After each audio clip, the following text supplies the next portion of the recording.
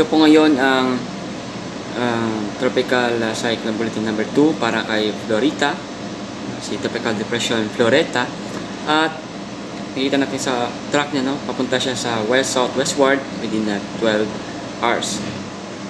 At ito ini-expect natin mag-landfall Tuesday morning or maybe afternoon doon sa Cagayan or sa vicinity ng Cagayan o sa northern portion ng Isabela.